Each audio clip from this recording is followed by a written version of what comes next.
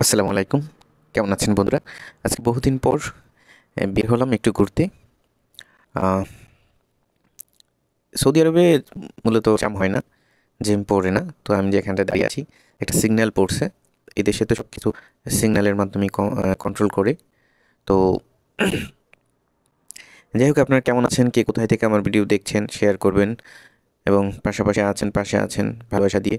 আমি বরাবরই আপনাদের প্রতি অনেক কৃতজ্ঞতা। যেহেতু প্রবাস থেকে ভিডিওটা ধারণ করছি, আপনাদের সাথে শেয়ার করছি। তো প্রবাসীদের নিয়ে কিছু কথা বলি।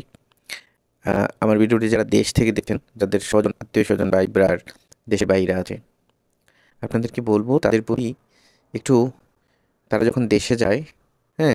তাদের প্রতি একটু বেশি আন্তরিক হবেন। হয় না নতুন জামাই শ্বশুরবাড়িতে গেলে যেমন একটু আধিক্যতা দেখায়, একটু একটু বেশি আপ্যায়ন করে, একটু বেশি সবকিছু করে, বেশি খেয়াল রাখে। মানে এরকম করবেন। এই কথাগুলো কেন বলছি?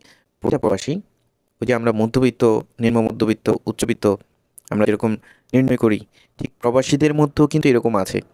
যারা অল্প টাকা কাজ করে তারা হচ্ছে নিম্ন মধ্যবিত্ত। ওই দেশের মতোই তারা স্বপ্নগুলো পুইসা রাখে। কখন সে যাবে, এসে গেলে একটা ভালো খাবার, একেবারে বাস্তবতা। ভালো খাবারটা তারা স্বপ্নের মতো করে পুষে। দেশে গেলে পরিবারকে নিয়ে একসাথে খাইবো। হ্যাঁ? এরকম একটা ধারণা নিয়ে তারা ভালো খাবারটা খায় না। ভালো একটা জামা পরে না। তারা ঈদে বাড়িতে যায়। অনেক প্রবাসীরা ঈদের সময় বাইরে যায়। কেন যায়? তাদের একটা চিন্তা থাকে সবাইকে নিয়ে নতুন কাপড় পরবো। এই ব্যাপারগুলো যারা দেশে থাকেন তারা জীবনেও কল্পনা করতে পারেন না। জীবনেও অনুধাবন করতে পারবেন না। আর যারা মধ্যবিত্ত, যারা মাঝারি অঙ্কের টাকা কামায়, তারাও যে আহামরি খুব খরচ করে, আহামরি বিলাসিতা করে তা না। তারাও অনেক স্বপ্ন নিয়ে দেশে যায়। আর একেবারে যারা এখানে বিজনেস করে, যাদের অনেক টাকা ইনকাম, যারা মাসে লাখ টাকা ইনকাম করে, তাদের ব্যাপারটা আলাদা।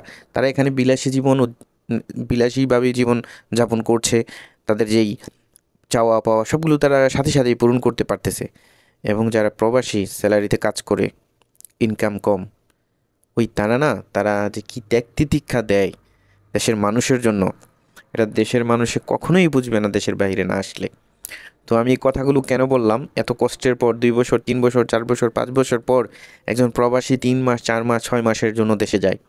সেই সময়টার মধ্যে যদি গিয়ে তারা সুখ না পায়, শান্তি না পায়, সেটা হোক স্ত্রী, বাবা-মা, ভাই-বোন, সকল আত্মীয়স্বজন, যদি তারা কষ্ট পায়, সে সময়টা যদি তাদের কষ্টে কাটে, তাহলে আমি মনে করি যে তারা বেঁচে থাকাটাও অন্যের জন্য বাঁচে।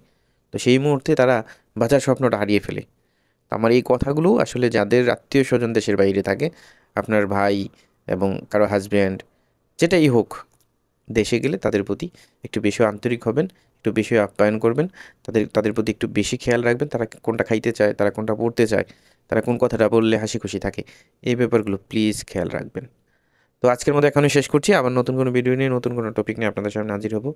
তো সে পর্যন্ত ভালো থাকবেন সকলে এবং সাপোর্ট করে যাবেন ইনশাল্লাহ। আসসালামু আলাইকুম।